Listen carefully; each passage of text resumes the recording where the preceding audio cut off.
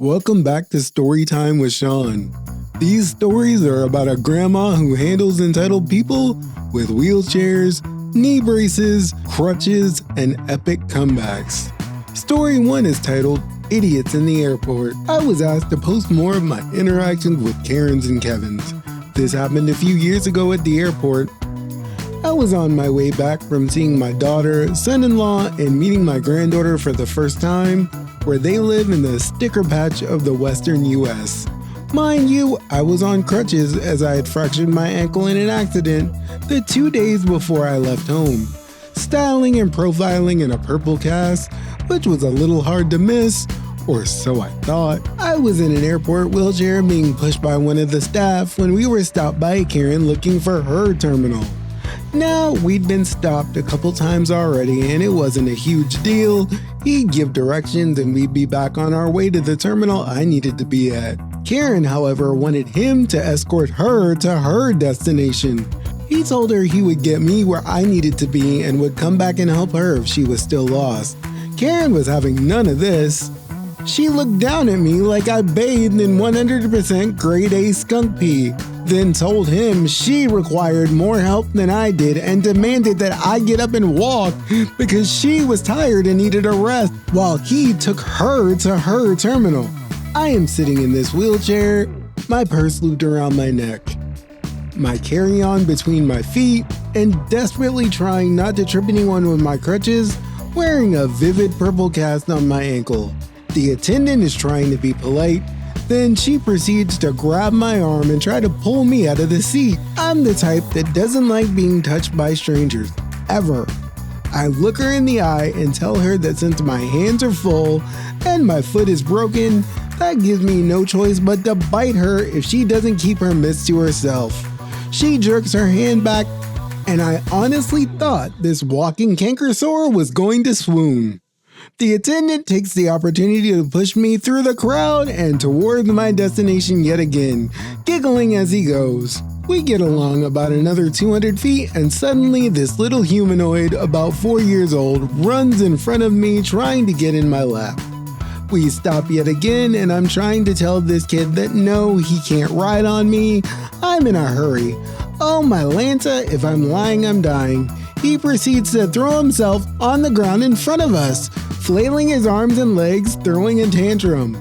The attendant and I look at each other thinking, WTF? When I guess his dad Kevin comes up and starts yelling at me for not giving his darling little crotch mongrel a ride on my lap.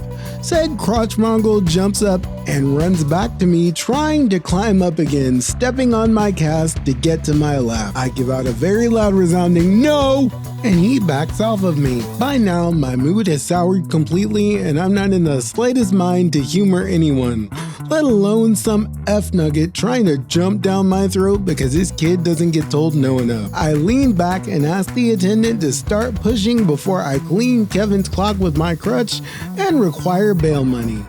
Finally, we reach my terminal. I'm pushed up to the door so they can load me in with the first throng of people, and I thank the attendant for his assistance. I have my carry-on on the floor in front of the wheelchair and my cast-covered ankle elevated up on it, trying to ease the throbbing. And another Karen approaches the podium. You can tell she's a Karen right away because she's throwing a spastic fit that those in a wheelchair are to be loaded first.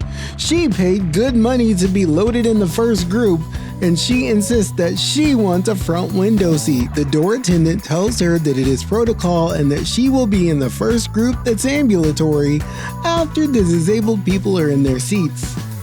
This very well dressed, perfect makeup butt maggot starts screeching that no, she will board first and she will pick her seat and that you don't know who her daddy is. Without batting an eyelash, the door attendant says no, but he's surprised her mom didn't tell her what her dad's name was. That little response boosted my mood incredibly, along with the fact that she looks like a gaping goldfish.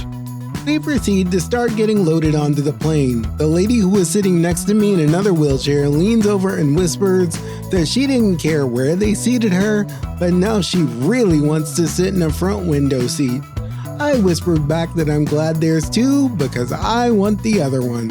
Other than her stomping her foot like an overgrown 8-year-old when she realized both of her seats were taken, there were no other problems.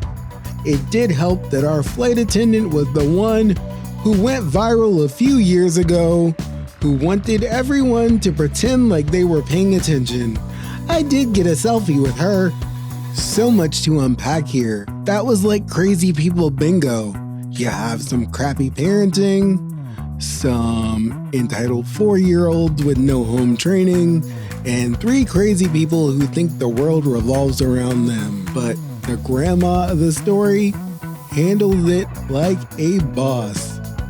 On to story 2. Story 2 from the same OP is titled Wild Karen at Mart of Walls. So this morning super early, I go to the illustrious Mart of Walls to get my weekly groceries and a few gifts to round up my gift shopping for the grandkids. I am disabled, walk with a knee brace, and a cane. I have the pretty little placard that goes on my mirror that says I can park in the handicap parking. Oh, and I'm overweight. This is important. I get parked in the closest spot to the door, manage to get out of the car without face planting as my unsteady self is prone to doing, and start making my way inside. I get about halfway across the lane to the door when I hear a nasally voice behind me screaming that I'm parked in her spot.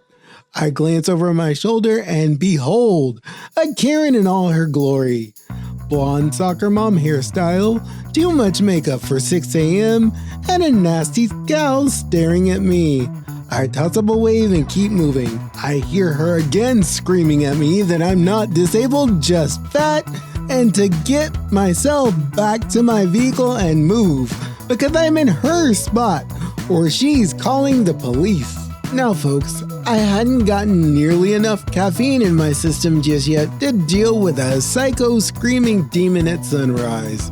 I turn and yell at her across from almost the entrance door that she's more than welcome to go ahead and call, that the tags are legal, the placard is registered to those tags, and in the spirit of the holiday season that she is cordially invited to kiss my chunky disabled butt and Happy New Year. I finally get through the door and get one of those electric buggies so I can finally get off my bad leg.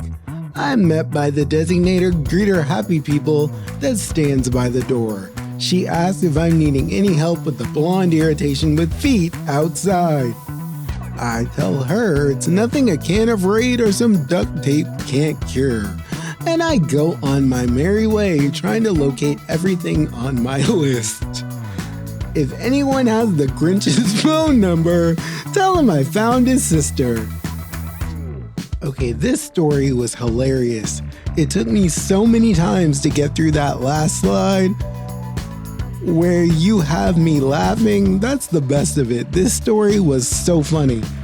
I hope you enjoyed listening because I had a blast reading it, even though it took me several times to get through it because that grandma had jokes and she had epic comebacks.